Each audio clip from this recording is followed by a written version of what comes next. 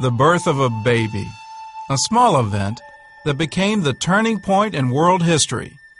2,000 years ago, the Messiah arrived on earth, and only a few people saw the sign.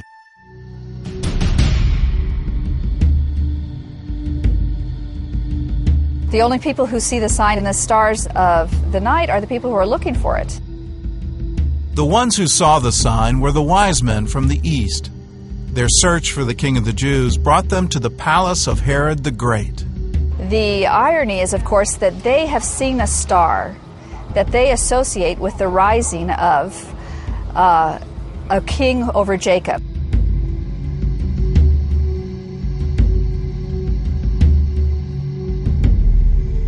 So who exactly were the wise men who called on King Herod, and why did they seem to know Jewish prophecy better than the Jews? Well, the answer may lie in a 3,000-year-old inscription discovered in Jordan. In 1967, archaeologists found the remains of an ancient temple in a village called Deir Allah. On the wall of the temple was an inscription about Balaam the prophet, the same character that we know from the book of Numbers. Balaam, the son of Beor, visited by an angel and scolded by a donkey. A freelance prophet hired to curse the nation of Israel, but instead, he prophesied the coming of the Jewish Messiah, the Star of Jacob.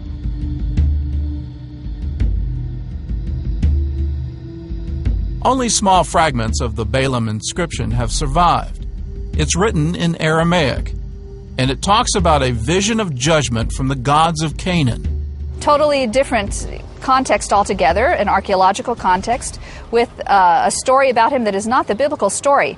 But it shows us that his reputation as a professional foreteller, prophet, existed throughout the eastern side of the Jordan, what we would call the Transjordan.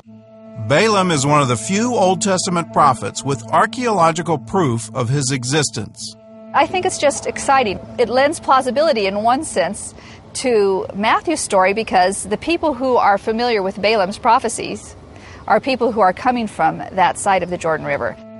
Balaam's prophecy led the wise men to look for a star, and the star led them first to Jerusalem. This is the Tower of David, the spot where Herod's palace once stood, a place historians called wondrous beyond words. It was here that Herod summoned the wise men to a secret meeting. The humor in the text is that they come to the king of the Jews, Herod, who does not know his own scriptures and has to ask his counselors and his advisors to go search the Jewish scriptures so that he can find out which prophecy they're talking about, while they who are Gentiles and foreigners know the prophecy of Balaam. Herod's men found a 700-year-old clue from the prophet Micah, a scripture that led the wise men to the birthplace of the Messiah.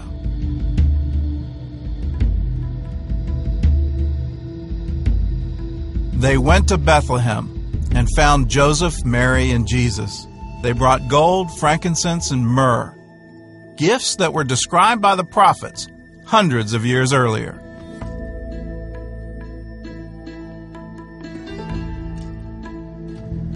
But while they worshiped Jesus, Herod planned to kill him. Nowadays, if we were to meet Herod the Great, we would consider that he probably suffered from severe paranoia and needed medical treatment and a good psychiatrist. The wise men only fueled his paranoia. They were known as the kingmakers of the East, and now they were in Herod's palace, looking for the one who had been born King of the Jews.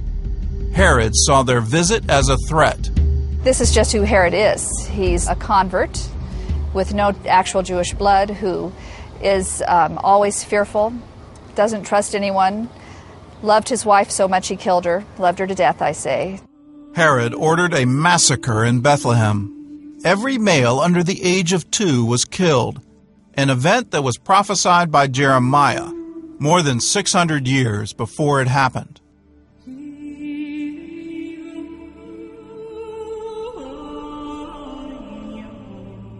Joseph and Mary fled to Egypt, a journey predicted by the prophet Hosea and fulfilled in the Gospel of Matthew. Hosea 11:1 says, when Israel was a child, then I loved him, and out of Egypt I called my son. Some of the rabbis say Matthew misquoted Hosea 11 terribly. It's nonsense.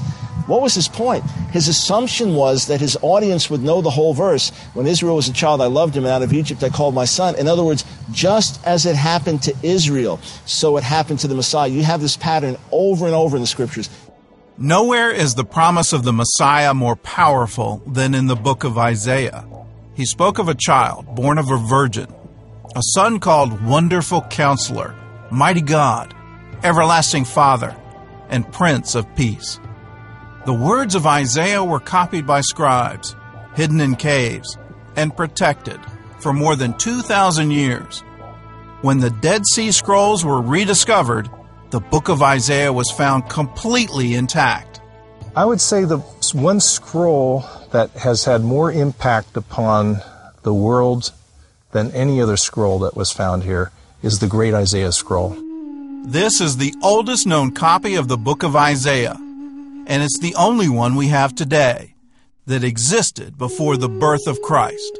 There we have a scroll from around 100 BC that is nearly as well preserved as it was in the days it was being read. Otherwise, the next copies of the book of Isaiah come from 1,000 years later. And with this, we are going to be able to say, now and for all time, that we have the text that existed from 2,000 years ago. From the desert caves near the Dead Sea to the ruins of an ancient temple in Jordan, the story of the Messiah was etched in stone and written on parchment hundreds of years before Jesus was born.